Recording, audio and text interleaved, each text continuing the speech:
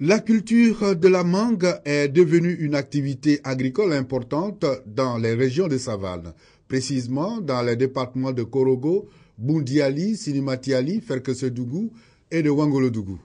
Cette activité culturelle a pris de l'ampleur dans cette partie de la Côte d'Ivoire en 1980 grâce aux premières structures de recherche agronomique et d'encadrement du monde paysan, remplacées aujourd'hui par le CNRA et l'ANADER. Les appuis de ces deux structures ont permis la vulgarisation de l'activité de la mangue qui constitue ici la deuxième culture pérenne après l'anacarde. Bien que la saison de récolte s'étend seulement sur 1 mois et demi, la campagne mangue est pourvoyeuse d'emplois pour les jeunes. La cuvette fait 1000 francs. Maintenant, tu remplis ta cuvette. Quand tu viens, tu enfermes. Et puis maintenant, quand tu vends là, souvent tu as 3000 francs dedans. Souvent tu as 2500 dans une cuvette. Chez moi, c'est rentable. Puisque bon, le propriétaire de manguier, lui, va gagner. Moi aussi, où je vais vendre là, je vais gagner pour moi. Bon, le propriétaire de la bâchée, lui, va gagner pour lui. Le propriétaire de l'usine, lui, va gagner pour lui. Si on vend les mangues, on gagne l'argent. Si on finit, l'argent qu'on gagne là, on va cultiver le maïs, on cultive le mil, on cultive l'arachide. Bon, on paie les engrais pour mettre dans nos champs. Parce que présentement ici, sans les mangues, nous, on ne peut pas se nourrir. Il y a d'autres, même s'ils veulent cultiver le coton, il n'a pas besoin d'aller prendre l'engrais avec les gens de coton. Lui-même, il paye en espèces, il va mettre dans son champ. Parce qu'il a eu l'argent dans les mangues. Le constat dans la région sur la prolifération des usines de conditionnement de ces fruits, beaucoup prisées en Europe, donne un crédit à cette activité. 17 centres de conditionnement, dont 6 à Sinimatiali, disputent la production. Les paysans ont coupé les amélies et les greffés en quinte.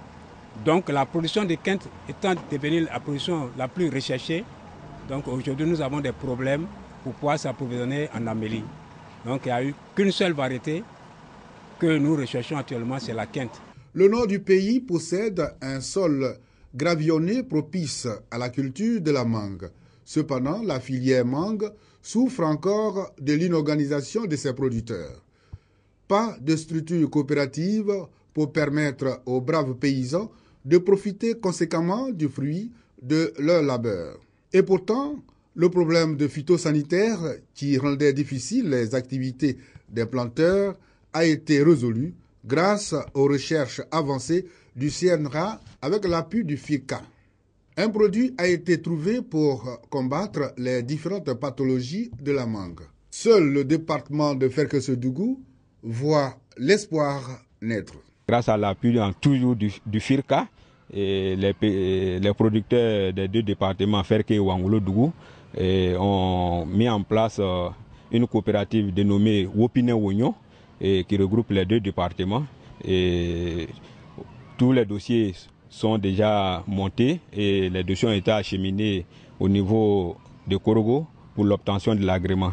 Je pense que avec l'avènement de cette coopérative, on pourra vraiment mieux valoriser cette filière mangue.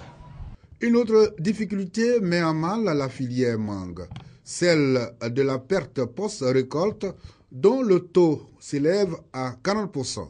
Sur 1500 tonnes de mangue produites, seulement 10 000 tonnes sont exportées vers l'Europe.